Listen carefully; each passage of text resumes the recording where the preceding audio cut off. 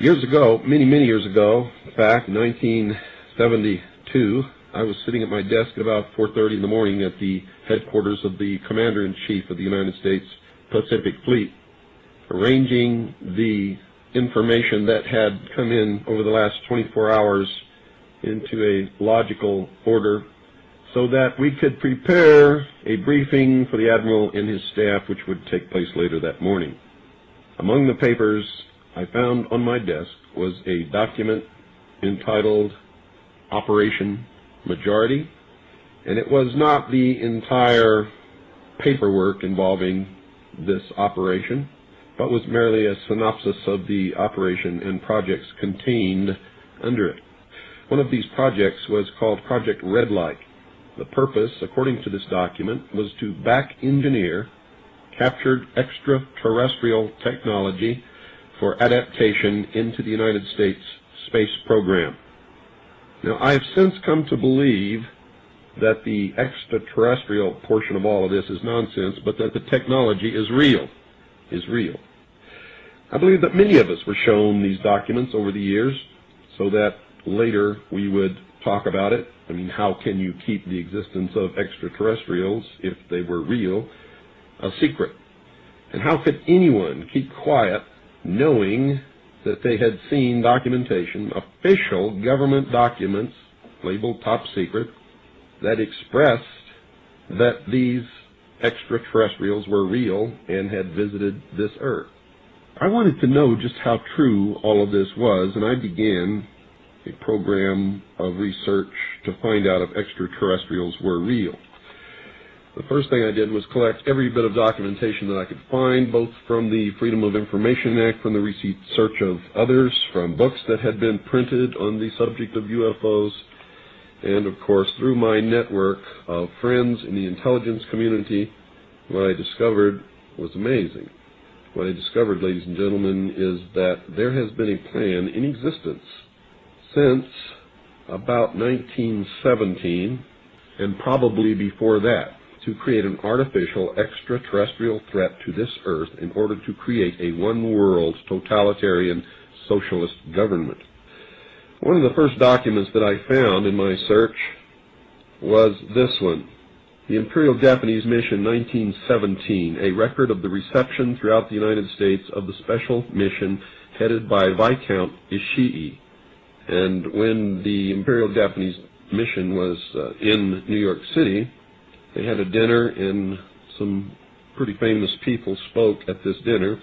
One of them was John Dewey. John Dewey is the father of our failing, disastrous public education system.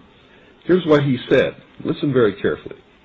John Dewey, professor of philosophy in Columbia University, who was the next speaker, was listened to with great intentness. He said, quote, "Someone remarked that the best way to unite all the nations on this globe would be an attack from some other planet. In the face of such an alien enemy, people would respond with a sense of their unity of interest and purpose." Unquote. Now, bear in mind, folks, that's 1917. One of the next documents that I found, and I found quite a few, but one that's pretty important, is called the Report from Iron Mountain, the probability and desirability of permanent peace. Now, I encourage you to find this book, wherever you can find it. I don't know where you can get it, but find it. Page 66. Credibility, in fact, lies at the heart of the problem of developing a political substitute for war. This is where the space race proposals, in many ways so well suited as economic substitutes for war, fall short. The most ambitious and unrealistic space project cannot of itself generate a believable external menace. It has been hotly argued that such a menace would offer the last best hope of peace, etc., by uniting mankind against the danger of destruction by creatures from other planets or from outer space. Experiments have been proposed to test the credibility of an out-of-our-world invasion threat. And it continues on another page.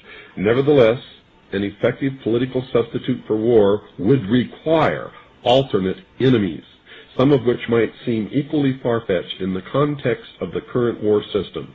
It may be, for instance, that gross pollution of the environment can eventually replace the possibility of mass destruction by nuclear weapons as the principal substitute for war. Are you beginning to get the message, folks? Poisoning of the air and of the principal sources of food and water supply is already well advanced, and at first glance would seem promising in this respect. It constitutes a threat that can be dealt with only through social organization and political power. But from present indications, it will be a generation to a generation and a half before environmental pollution, however severe, will be sufficiently menacing on a global scale to offer a possible basis for a solution. However unlikely some of the possible alternate enemies we have mentioned may seem, we must emphasize that one must be found of credible quality and magnitude if a transition to peace is ever to come about without social disintegration. It is more probable, in our judgment, that such a threat will have to be invented rather than developed from unknown conditions. Ladies and gentlemen, they have created so many alternate enemies in order to bring about their one-world totalitarian socialist state that we don't know which enemy to believe is real or is false, or whether to just toss them all out on their ears. And I think that that is probably going to be the best solution. Disarmament is no accident. All of these bills in Congress to take away our weapons is no accident. The intentional environmental pollution of our lakes, rivers, streams, oceans, forests, everything is no accident, as you just heard. These things were planned many, many years ago. All the bombardment of the public with movies about flying saucers in the 50s, right after the United Nations Treaty was signed and the UN Participation Act was pushed through Congress, and all of the incidents since that have convinced the majority of the American people that flying saucers are real and extraterrestrials exist, and that flying saucers are from an extraterrestrial origin. This is being promulgated in many ways, by television commercials, in the movies, in the newspapers, by creating incidents either real or imagined. I believe, because of my research and because of the extensive documentation that I've found and that is in my book, that this whole scenario has been created to give us an artificial alien threat from outer space. During the Reagan administration, he made 6 speeches, specifically talked about a threat from outer space by some other species from some other planet. 6, ladies and gentlemen. Why would the president repeat the same thing 6 times, tagged on to the ends of speeches by him? The speechwriters did not put that in the speech. Ronald Reagan added it himself.